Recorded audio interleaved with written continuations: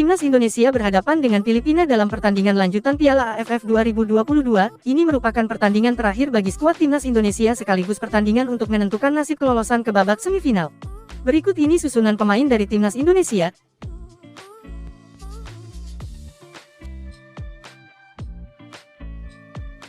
Di babak pertama, Timnas Indonesia dan Filipina sebenarnya sama-sama tampil terbuka. Beragam percobaan untuk mendapatkan gol pembuka kedua tim coba lakukan, dan permainan keras juga tersaji di laga ini, menandakan jika kedua tim tidak main-main dan ingin sama-sama memiliki kemenangan, walaupun di atas kertas Filipina sudah tidak menentukan kelolosan lagi. Tetapi petaka datang kepada kubu Filipina, setelah aksi berkelas dari lemparan ke dalam dari Pratama Arhan sukses menjebol gawang Filipina. Saat itu throw-in Pratama Arhan disambut dengan sundulan berkelas oleh Dendi.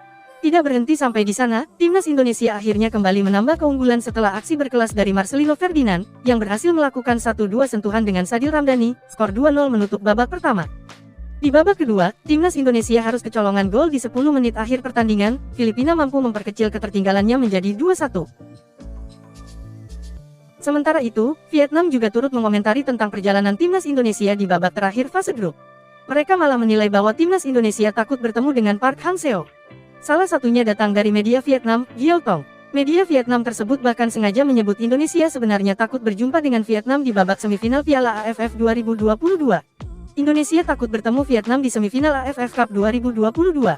Judul tersebut tak lepas dari pernyataan Direktur Teknik PSSI, Indra Syafri yang menyebut Timnas Indonesia harus menyelesaikan babak penyisihan grup sebagai juara. Saya yakin Vietnam akan maju dengan tempat pertama di grup B, karena pertandingan terakhir mereka hanya melawan Myanmar di kandang.